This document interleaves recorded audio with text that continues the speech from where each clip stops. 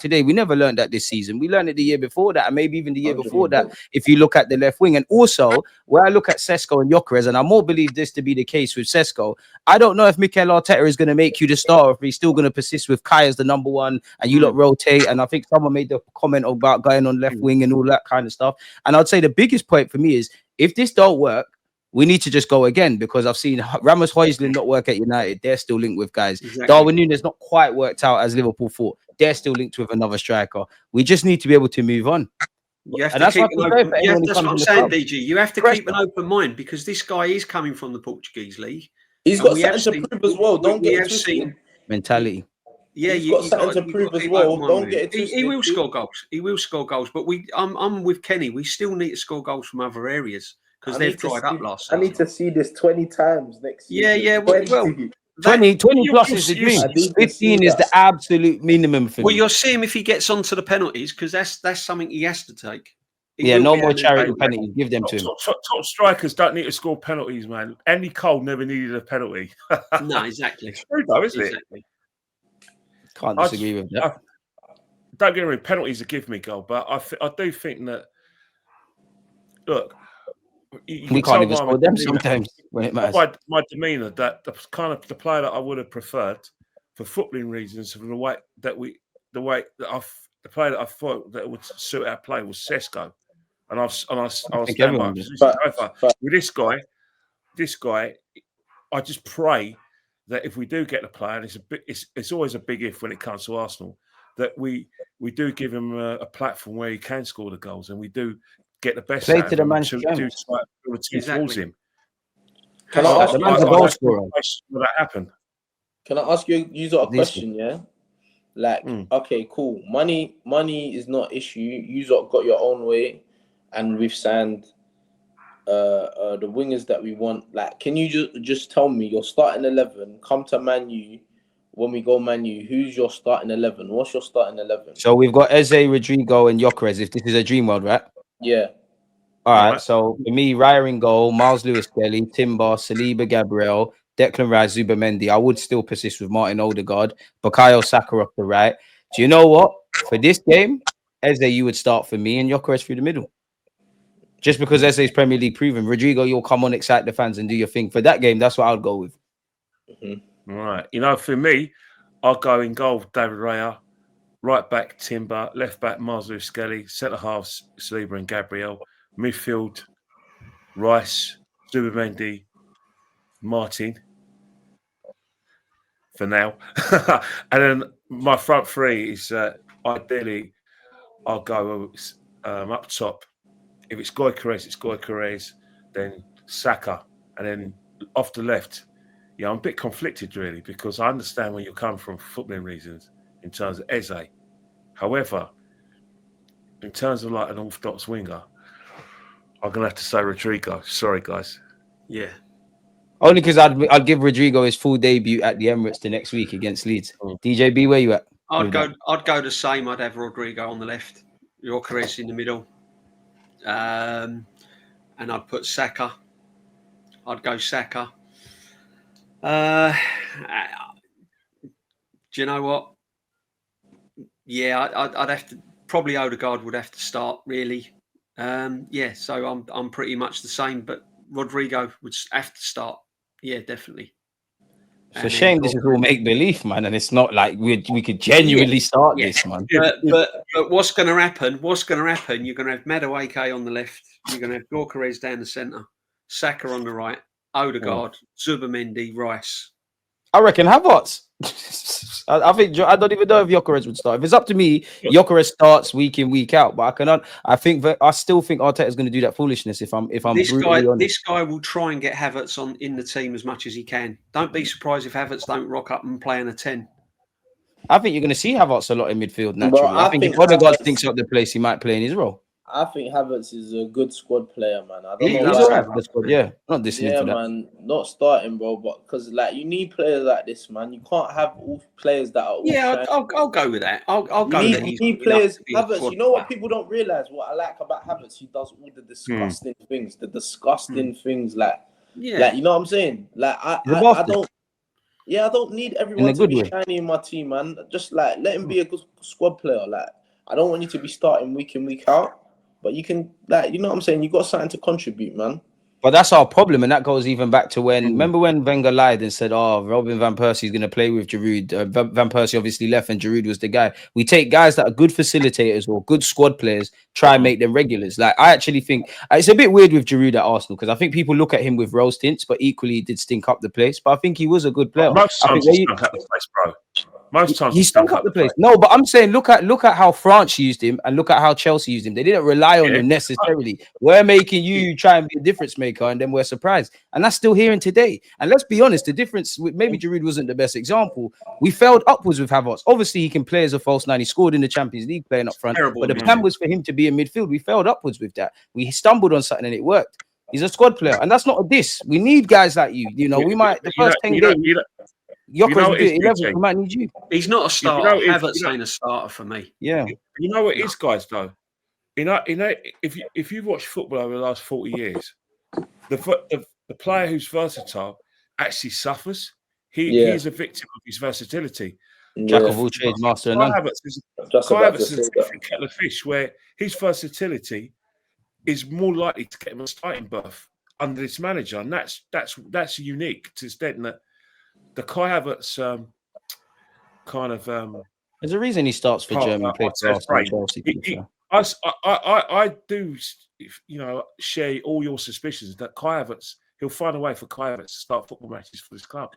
Havertz is like a Muller. He's an untouchable in his team. I'm convinced of it. Havertz is a little bit like Thomas Muller, like not as good, but he's like you don't know what position he is. Not as clinical as well. You're not striker, and you're not like a midfielder, but you're not really a 10. You're not like do you know what I'm saying?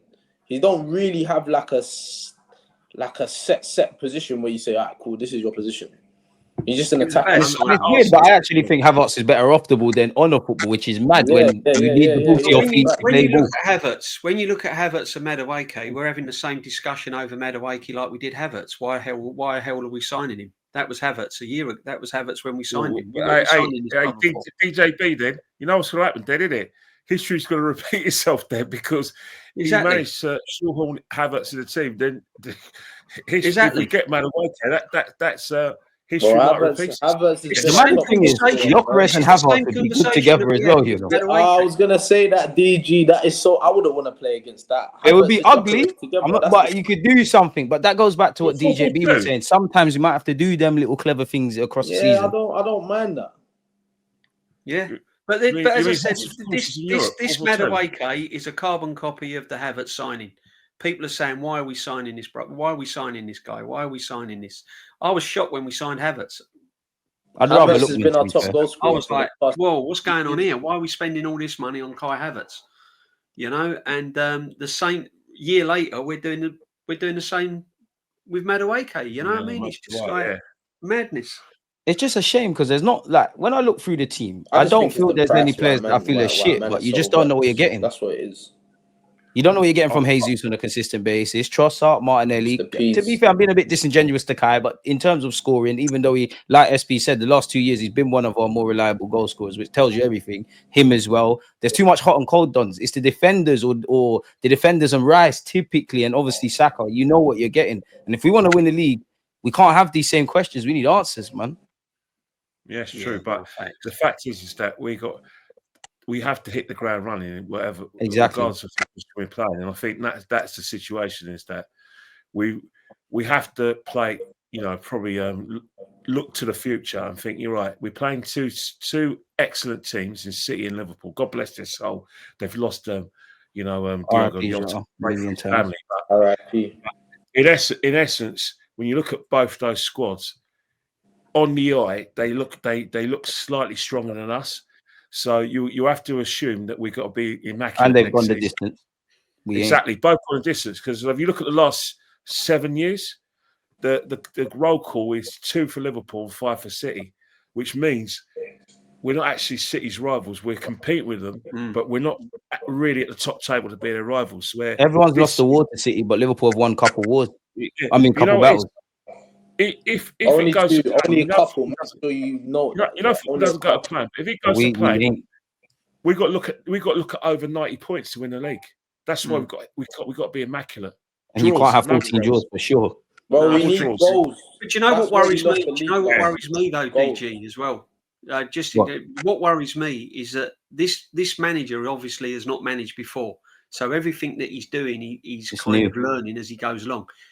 If you get all this talent in the team, so you've got Marino, you've got Havertz, you've got Gorkarez, you've got Rodrigo possibly, then you've got Eze, you've got all these players in the team. This manager has got no experience how to cope with those players all at once, how to accommodate all those players. You've seen Pep do it. You better learn from him and go back in your old managerial career and learn. What I'm trying to say is you've seen Pep do it, you've seen Klopp do it, you've seen Arne Slot do it, you've seen all these top managers do it, manage a team full of superstars.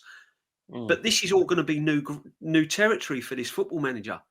He's never experienced anything like this before in his managing career. He's never had like Eze, Odegaard, Saka, Rodrigo, Gyökeres, Havertz. He's never had all these international players in one team. So this is all going to be new territory for him. But DJB, you know what's good, and that's what worries me with it. But DJB, you know what's good about that, yeah? See, like that, now you've got that, and you've got all these talent, you've got all this talent, you've got all the players, you spent the money, you've been back, you've got the defenders, you've got the excuses, you've got the attackers. Excuses. Now, you don't win nothing. Now it's on to you. There's no excuses. And if you don't deliver, some fans will find one, man. Bro, if you don't deliver, then bro, 245 in the mill. That's how it has to be, bro. Yeah. That's how it has to be. And the board can't hang around. If we are way off the top with all this talent, if we are way off the top come Christmas, 9-10 points behind come Christmas, then January we got to start acting straight away. Let's be honest, lads. If we get Champions League football, no one's gonna know. That ain't gonna. That I don't think that's enough anymore. Well, the man's on 15, and again, I'm not even trying to scapegoat Arteta, but he's on 15 million a year. Are the Kroenkes gonna sack that off, bring in new people, and all the other stuff that comes with it? I don't know. We all know Wenger lost his job because people stopped putting bums on seats. We all know the same with Emery. If that don't happen with Arteta. Yeah, but it can't physically happen anyway, because how the club have got fans back is by, if you don't turn up to games, you got a season ticket, you lose your ticket next season. So fans ain't going to dare do that. They are going to sell their tickets on in order to maintain those tickets. But I think the situation is that the Kroenkes, what I call the Kroenkes, basically followers. They go where the compass sets them. If the fans, a majority of fans are behind Arteta, then Arteta stays. Simple, regardless of whether he wins the league or not. That's how the vein. Because the other day, it's fans like Aaron London. You know, you wouldn't see a bigger Arteta lover than him. I've seen all I hear for him. He's putting everything in capital letters. Yeah, I can read, mate. To be fair, who hasn't supported him or anything? Like supported doesn't mean you have a different opinion. I'm not. It's fans like him who are going to keep Arteta in the job regardless of results. He's talking about is how Arteta has elevated us. He has, though. He has. Big him up for that, but it's him himself has said it's about winning trophies now. But you know what it is for me? I just think, like, obviously you've come this far, yeah, like, and like you've taken us to this place. If we don't get over the line, then bro, it's gonna crumble, and then everyone's gonna cut out, go and win trophies somewhere else, and then we're gonna be back to being media again. That's what's gonna happen. And that's my biggest fear in these last 3 years. In life, yeah. Listen, big up Mikel Arteta. The past, the future, I don't know. Yeah, exactly. But the present is the best thing you can do. Just live in the present moment. And the thing that harms me a little bit in the back of my head is we've had 3 good years to win something, and we ain't done that. I just want to. Aaron London saying Kroenkes ain't backed him at all. This brother's had £750 million. 715 million a year, and by the end of the window, he would have had £1 billion. No other Arsenal football manager, or not many managers around the world, has had that sort of money. They have backed him. They took him when he had. We just spoken about no experience. He was on Pep Guardiola's coaching stuff. We tried to get him when Emery was there. We got him the second year. They backed him. We've shattered the transfer fee. We ripped up contracts. Yeah. We've done bare things. And even if that was the case, Clearly, Mikel Arteta thinks he can succeed at Arsenal, because why on God's green earth would you sign a new deal? So and how many, that's but what I'm trying redundant. to say is, in any walk of business, how many managers do you know get £15 million a year when they've never managed another football club in their And he whole has been entire here for a life? long time. And I back Arteta. You know, But so I come can't on, lie. Backing don't mean just accepting let's not shit. talk nonsense about he hasn't been backed. He's been backed. He's had an unsackable contract. You know, he's had £15 million a year. He's had an open checkbook of who to sign. You know, He's a good manager. He needs to show if he's a winning manager. Now that's where the conversation shifts. Let's not get all this. What I'm Because I trying want to to be say able to is, defend you when they say, "Why aren't you won something, Arteta?" You need to show me. I just think the narrative with the Kroenkes probably a couple of years ago was to get us in the Champions League, was to establish us getting back into the Champions League on a regular basis and get us competing. But I think now they're starting to realise that ain't enough, because they've spent all this money, and I'm now starting to think that that's not enough. That's why they've bought Berta in. That's why no one came in that was attached to the club, complete outsider coming into the football team. And I think it's slowly changing now. And as much as I think Berta's a footballing man, we got to remember he comes from a financial background. Exactly, he knows his stuff, not like the other guy that went out the door. Ruthless. You know what I mean? And he knows his stuff. And the thing is now,